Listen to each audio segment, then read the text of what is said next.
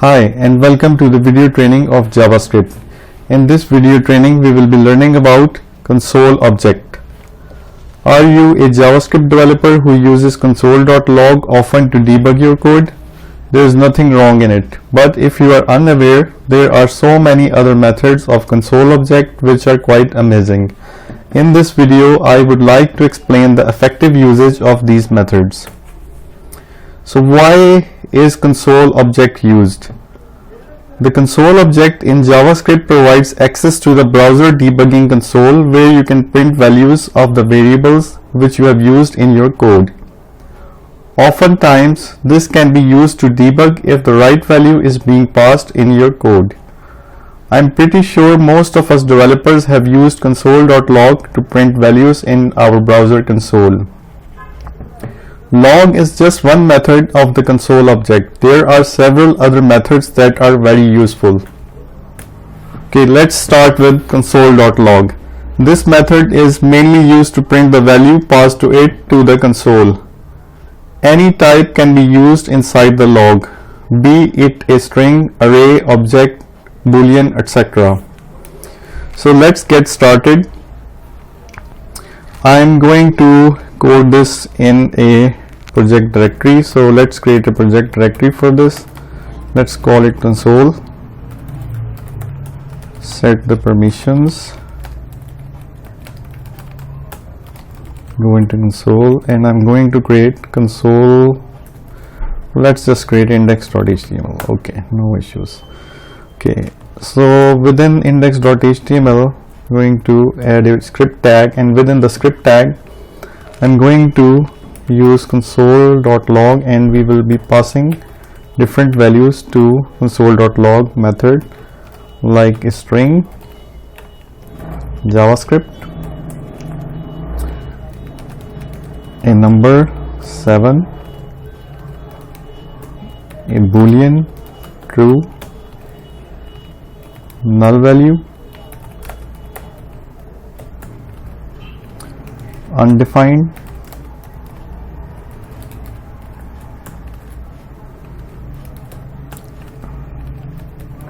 an array, and at the end an object.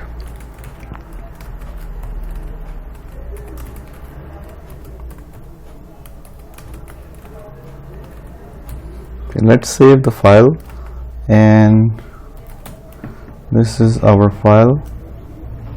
So let's open this file. Home, projects, JavaScript, console, index.html.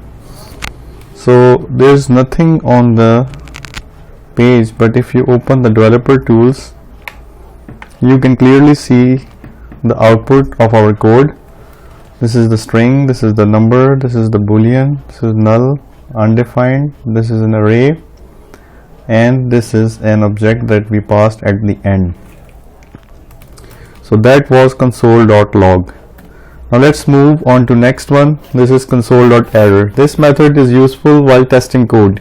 It is used to log errors to the browser console. By default, the error message will be highlighted with red color. So let's try this one. I'm going to comment this.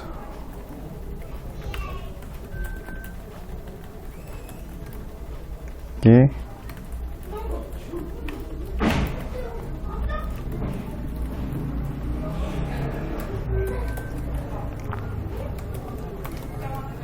Okay, console.error, and the string we need to pass is error found.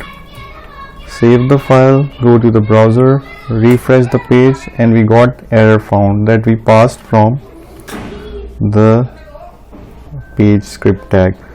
If I say hello world, save the file, restart, and you can see hello world with an error sign and the detail and the line number as well. So it's quite pretty useful. Now let's move on to next one, which is console.warn. This method is also used to test code. Usually it helps when throwing warnings to the console. By default, the warning message will be highlighted with yellow color. So let's try this one, console.warn, and let's pass warning, the string. Refresh the browser and you see the warning, global warming. Save the file, you see warning, global warming. So this is warning. Let's move to console.clear. This method is used to clear the console. It is often used if the console is clogged with messages and errors. The console will be cleared and a message console was cleared will be printed in the console. So in the browser you can simply type in console.clear and you see it says console was cleared. That's the purpose of this function.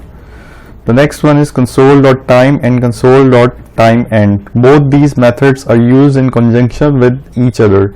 Whenever we want to know the amount of time spent by a block or a function, we can make use of the time and timeend methods.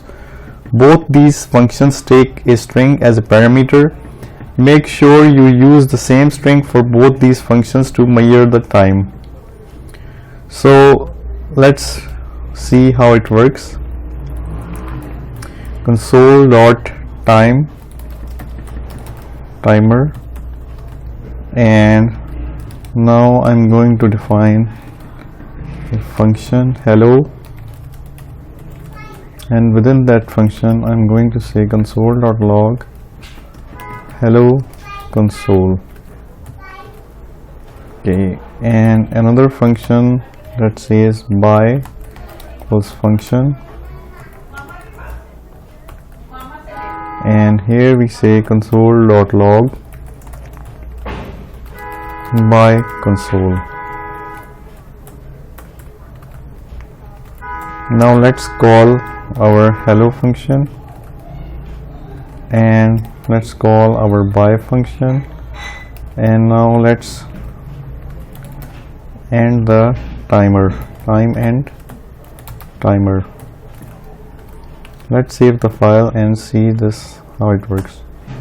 Okay, you can see it printed out hello console, then by console, and it took 0.6 milliseconds to complete this operation. So that's how you can use timer to measure your code execution time within the browsers. Okay, then the next one is console.table. This method generates a table inside a console for better readability. A table will be automatically generated for an array or object.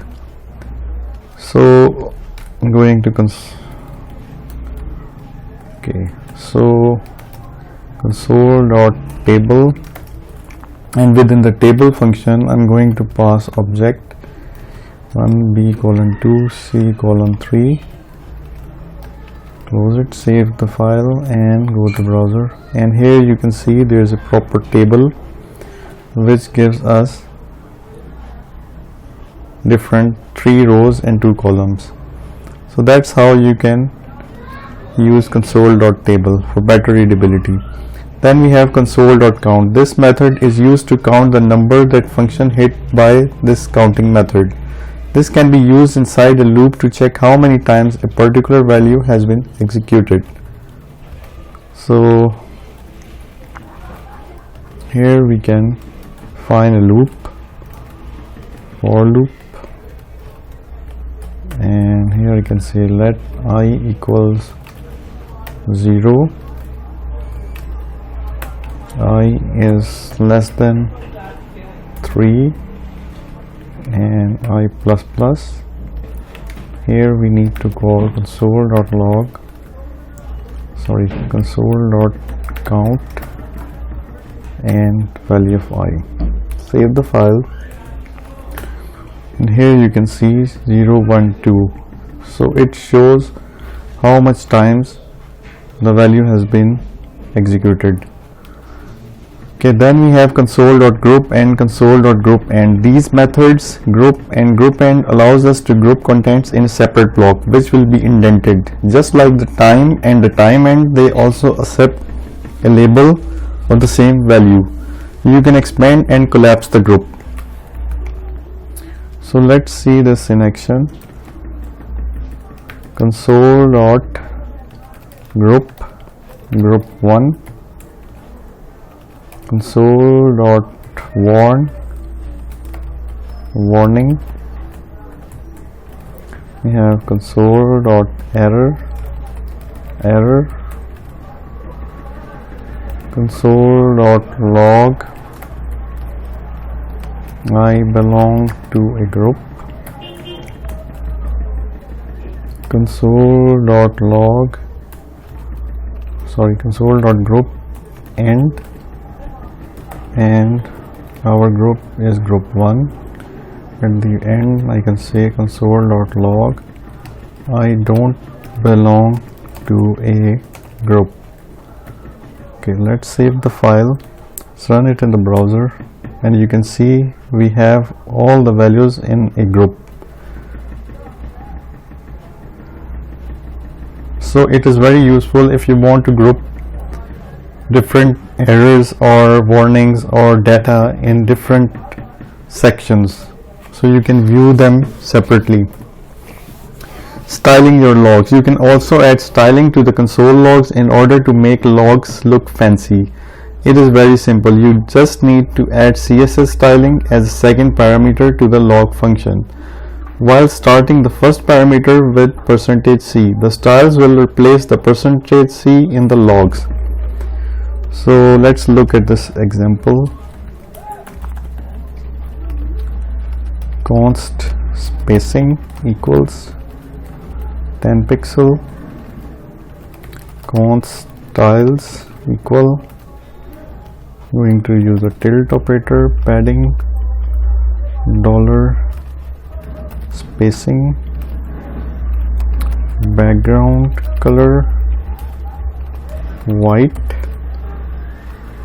color red, font style italic, border 1 pixel, solid black,